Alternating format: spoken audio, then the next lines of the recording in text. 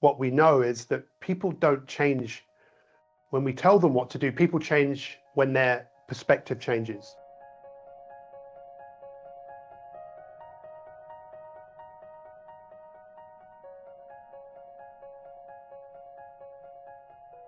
Well, I was known for many years as a motivational speaker. And really what we know is that motivation never lasts. I could get up in front of a group of people and I'm sure I could get them motivated for a few moments.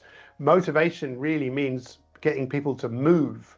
Unfortunately, what moves people in most cases is some sort of difficult situation. Something becomes uncomfortable. It forces them to actually change. In fact, what gets most people out of bed in the morning is some sort of pain. Their bladder, they need to go to the toilet. Their motivation is to get out of pain. But real transformation comes where we can get people inspired about where they are and what is possible. Because as humans, everything we do is based on our relationship to the future. For years, we thought what people did was all to do with our past. Now, of course, our past affects our present, but what really shapes us is the way that we see the future. The real challenge in transformation is getting people to see a future where they can see that they are in the future. They can see that there is something for them in what can be done and created. And that's where real transformation occurs.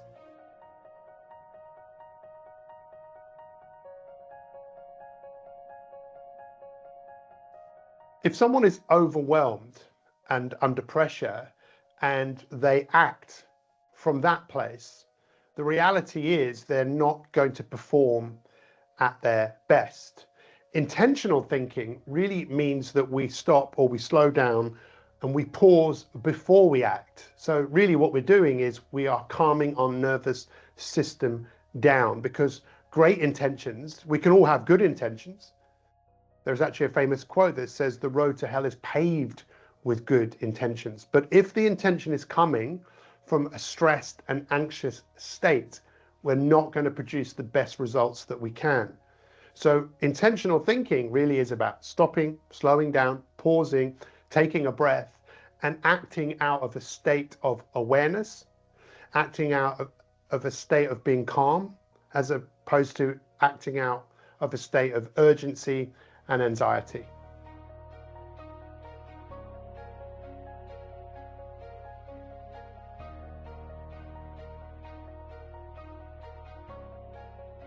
What I've observed from many of the great leaders I've been able to coach and mentor is something called emotional regulation.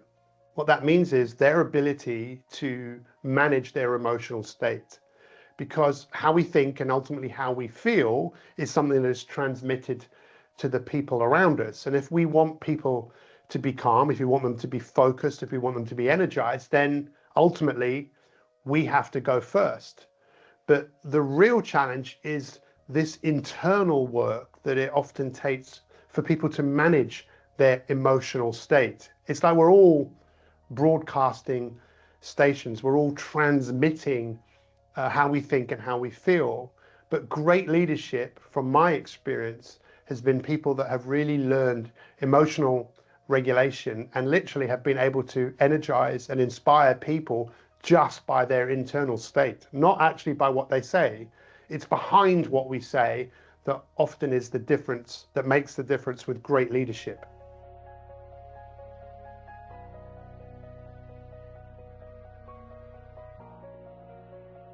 When I speak, the goal is always to leave people in a better place than when they came in.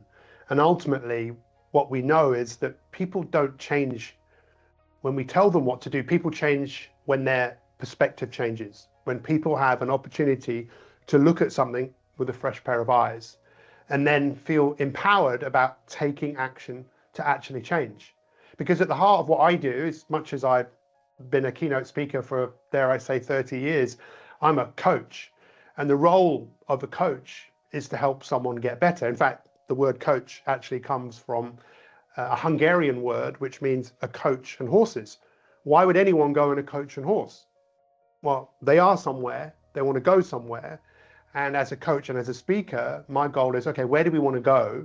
Giving people a perspective of a better place and then helping them feel empowered about actually taking action to create a better future, better future for them and a better future for the organization.